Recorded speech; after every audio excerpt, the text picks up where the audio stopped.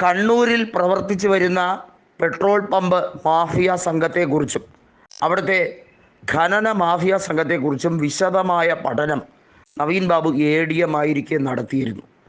അതുമാത്രമല്ല, അദ്ദേഹം ഇവരുമായി ബന്ധപ്പെട്ട കാര്യങ്ങളിൽ പലതവണ നിയമപ്രശ്നം പറഞ്ഞ് ഉടക്കുകയും ചെയ്തു. അതുകൊണ്ട് തന്നെ അവർക്കെല്ലാവർക്കും നവീൻ ബാബു ഏത് രീതിയിലും അവസാനിച്ച് കാണേണ്ടത് അവരുടെ ആവശ്യമായി മാറിക്കഴിഞ്ഞിരുന്നു. അതുകൊണ്ടാണ് അദ്ദേഹത്തിന് ഇത്തരത്തിൽ പത്തനംതിട്ടയിലേക്ക് സ്ഥലം മാറ്റി പോകുന്നതിന് മുമ്പ് ഇവരുടെ അഴിമതി കഥകൾ പുറം ലോകം അറിയാതിരിക്കാൻ ആ കൃത്യം നിർവഹിച്ചത് എന്ന രീതിയിലേക്കാണ് ഇപ്പോൾ വിശദമായി മഞ്ജുഷ വ്യക്തമാക്കുന്നത്. നവീൻ ബാബുവിൻ്റെ സഹോദരനായ പ്രവീൺ ബാബുവും അതുപോലെ ബന്ധുക്കളും ഒരുപോലെ ആവശ്യപ്പെട്ടിരുന്ന ഒരു കാര്യമുണ്ട്. ഇൻക്വസ്റ്റ് നടപടികൾ അവരുടെ മുന്നിൽ വെച്ച് മാത്രമേ നടത്താവൂ. എന്നാൽ കൃത്യമായി പറയട്ടെ, ആ നടപടികൾ ഒന്നും തന്നെ നടത്താതിരിക്കാൻ വേണ്ടത്ര എല്ലാ സാഹചര്യങ്ങളും അവിടെ ഒരുക്കാൻ വേണ്ടി പരമാവധി കളിച്ചു. ഒക്ടോബർ മാസം 15-ാം തീയതി പൂർത്തീകരിച്ചതിന് ശേഷമാണ് അവിടെ ബന്ധുമിത്രാദികൾ എത്തിയത്. അതിനകം ഇവർ, അതായത് അന്വേഷണ സംഘം, എല്ലാ തെളിവുകളും നശിപ്പിക്കാൻ പരമാവധി ശ്രമിച്ചിരുന്നു എന്ന് വ്യക്തമാകുന്ന കൂടുതൽ കാര്യങ്ങൾ പുറത്തു വരികയാണ്. ഇതിനകത്ത് മുഖ്യമന്ത്രിയുടെ പൊളിറ്റിക്കൽ സെക്രട്ടറിയായ P. ശശിയുടെ ഇൻവോൾവ്മെൻറ്റ് എന്താണ് എന്നതിനെക്കുറിച്ച് അന്വേഷിക്കണം എന്ന് തന്നെയാണ് കൃത്യമായും ഹൈക്കോടതിയുടെ മുൻ ജസ്റ്റിസ് കമാൽ പാഷ ഉൾപ്പെടെ നിരവധിയായ നിരീക്ഷകർ പറയുന്നത്. അവർ പറയുന്നതിന് കൃത്യമായ കാരണവും ഉണ്ട്. P. ശശിക്കെതിരെയുള്ള ഗുരുതരമായ ആരോപണം PV അൻവർ മാത്രമല്ല നടത്തുന്നത്. പാർട്ടിക്കകത്തും കിരീടം വയ്ക്കാത്ത രാജാവ് P. ശശിയാണ്. വാസ്തവത്തിൽ പിണറായി വിജയൻ എന്ത് ചെയ്യണം ചെയ്യണ്ട എന്ന് തീരുമാനിക്കുന്ന മുഖ്യമന്ത്രിയുടെ ഓഫീസിൻ്റെ സർവാധികാരം P. ശശിയുടേതാണ്. അതുകൊണ്ട് തന്നെ ഏതറ്റം വരെയും ദിവ്യയെ സംരക്ഷിക്കാനും അതുപോലെ തന്നെ ഈ ക്രിമിനൽ കേസിൽ ഉൾപ്പെട്ടവരെ എല്ലാ സാഹചര്യ തെളിവുകളും അവർക്ക് പ്രതികൂലമായി വരുന്നതിനെ മാറ്റിമറിക്കാനും P. ശശി പരമാവധി ശ്രമിക്കും. ദിവ്യയ്ക്ക് കർശന ഉപാധികളോടെയാണ് ജാമ്യം കൊടുത്തത്.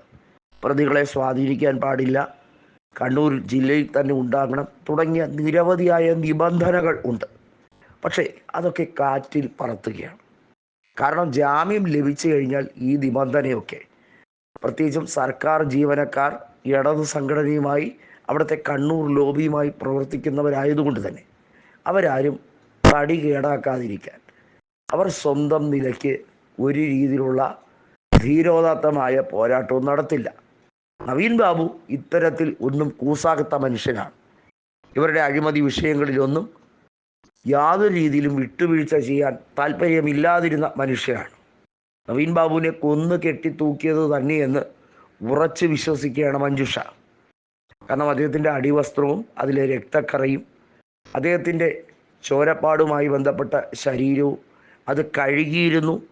അത്തരത്തിൽ പല രീതിയിലും ആന്തരിക അവയവങ്ങളുടെ സാമ്പിൾ പരിശോധനയൊന്നും നടത്താതെ ഫോറൻസിക് റിപ്പോർട്ട് തന്നെ വലിയൊരു ഫാബ്രിക്കേഷൻ ആയിരുന്നു എന്ന് പുറത്തു വരുന്ന സാഹചര്യത്തിൽ ദിവ്യയുടെ ഇടപെടലുകളുമായി ബന്ധപ്പെട്ടതും കണ്ണൂർ ജില്ലാ കളക്ടറായ അരുൺ K. വിജയൻ്റെ ഇടപാടുകളെ സംബന്ധിക്കുന്നതുമായ ഗീത IASൻ്റെ റിപ്പോർട്ടിൻ്റെ പ്രസക്തി വീണ്ടും വീണ്ടും ഏറി വരികയാണ്. ആ ഫയൽ മുക്കി വെച്ചിരിക്കുന്നു സർക്കാർ. അത് പുറത്തെടുക്കാൻ കഴിയില്ല എന്നാണ് പറയുന്നത്. അതിനകത്ത് കുറേ സാങ്കേതിക പ്രശ്നമുണ്ട്. എന്താണ് ആ സാങ്കേതിക പ്രശ്നം? P. ശശി ഉൾപ്പെടെയുള്ള എല്ലാവരും കുടുങ്ങും. അതാണ് ഗീതയുടെ ആ ഫയലിൽ വ്യക്തമാകുന്നത്. അങ്ങനെ കുടുങ്ങാതിരിക്കണമെങ്കിൽ ആ ഫയൽ പൂഴ്ത്തി വെച്ചേ മതിയാവുകയുള്ളൂ. ഈ പിണറായി മന്ത്രിസഭ അവസാനിക്കുന്നത് വരെ അവർ ഒരു കാരണവശാലും ആ ഫയൽ പുറത്തു വിടില്ല.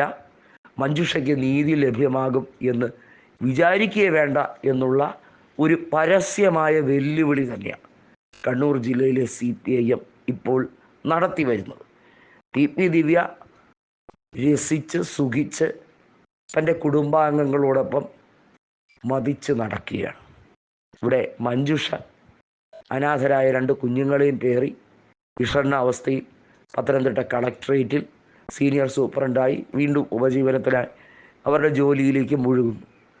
അവർക്ക് തഹസീൽദാർ ജോലി ഉൾപ്പെടെയുള്ള കാര്യങ്ങൾ ഭാരിച്ച ഉത്തരവാദിത്തം വയ്യ എന്ന് പറഞ്ഞുകൊണ്ട് സർക്കാരിന് എഴുതി കൊടുക്കുകയും ചെയ്തു. കാരണം നിരവധിയായ സംഭവ വികാസങ്ങൾ നടന്നിട്ട് അന്വേഷണ ഉദ്യോഗസ്ഥരുടെ അനാസ്ഥ, അവർ തെളിവ് മുക്കിയ സംഭവം മാത്രമല്ല, പരിയാരം മെഡിക്കൽ കോളേജിൽ കൃത്യമായും TV പ്രശാന്തൻ്റെയും അതുപോലെ PP ദിവ്യയുടെ ഭർത്താവിൻ്റെയും ഒക്കെ കൃത്യമായ ഇൻവോൾവ്മെൻ്റ് ഉണ്ട് എന്ന് ഉറച്ചു വിശ്വസിക്കുന്ന മഞ്ജുഷ എന്ത് ചെയ്യും? നിസ്സഹായമായി നിൽക്കുക എന്നതേ ഈ ആരാധവന്മാരുടെ മുമ്പിൽ അടിയറവ് പറയേണ്ട അവസ്ഥയാണല്ലോ എന്നോർത്ത് വ്യസനിക്കുകയാണ്. അത്രയേറെ കേസ് അട്ടിമറിക്കുകയും ദുരൂഹ സാഹചര്യങ്ങളെയെല്ലാം ഒന്നിനു പിറകെ ഒന്നായി കുഴിച്ചിടുകയും ചെയ്തിരിക്കുന്നു. കൃത്യമായും കണ്ണൂർ ലോബി എന്ന് വ്യക്തമാകുകയാണ്.